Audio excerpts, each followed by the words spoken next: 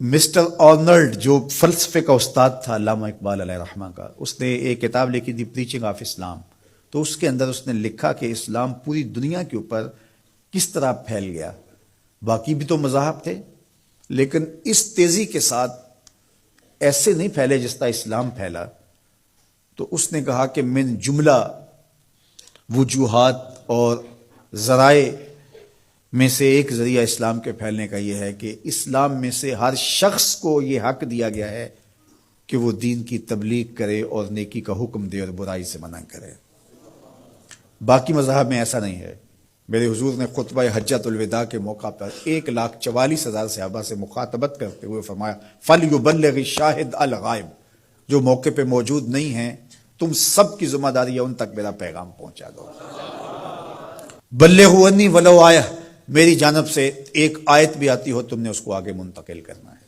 مومن ایک معاشرتی فرد ہے جو صرف اپنے آپ کو ہی نہیں بچاتا، دوسروں کو بھی بچاتا ہے، دوسروں کی بہتری کا ضامن ہوتا ہے. من رعا منکم منکرا فلیغیرہ بیدہ فإن لم یستطع فبلسانہ فإن لم یستطع فبقلبہ وذلک اضعف الایمان.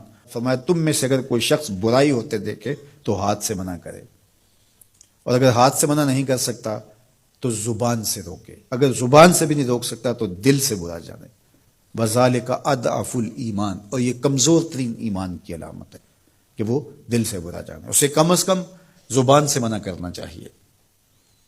کوشش تو ہو کہ ہاتھ سے منع کرے، لیکن آج کل وہ کہتے ہیں جی اب کسی کو کہنے کا زمانہ نہیں رہا.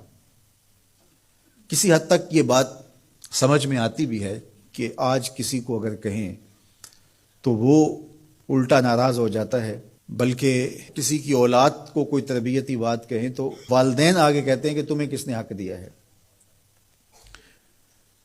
تو یہ بات اپنی جگہ پہ، لیکن کیا ہم اس سے کسی کو کہنا چھوڑ دیں گے؟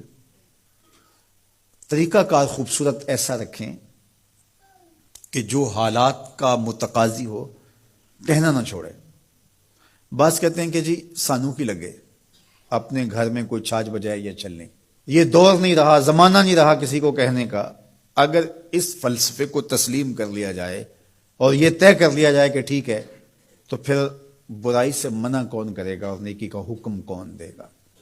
جبکہ اس امت کی ذمہ داریوں میں یہ شامل ہے کنتم خیر امت اخرجت للناس تامرون بالمعروف وتنہون عن المنکر.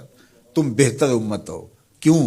اس لیے کہ تم لوگوں کو نیکی کا حکم دیتے ہو، برائی سے منع کرتے ہو.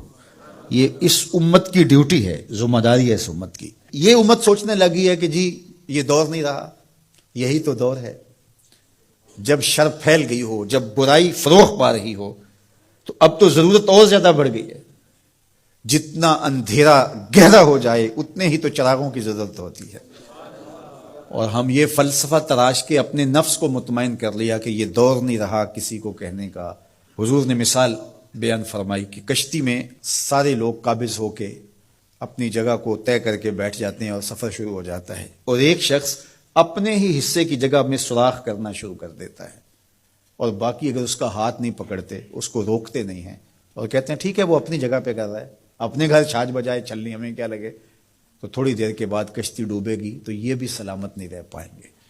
اور اگر اس کا ہاتھ پکڑ لیتے ہیں تو وہ بھی بچے گا اور یہ بھی ڈوبنے سے محفوظ رہیں گے.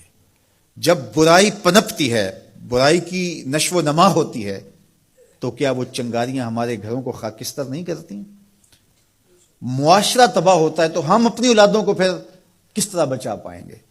تو مل کے برائی کو روکنا اور نیکی کا حکم دینا یہ مسلم معاشرے کے تمام افراد کی ذمہ داریوں میں شامل ہے.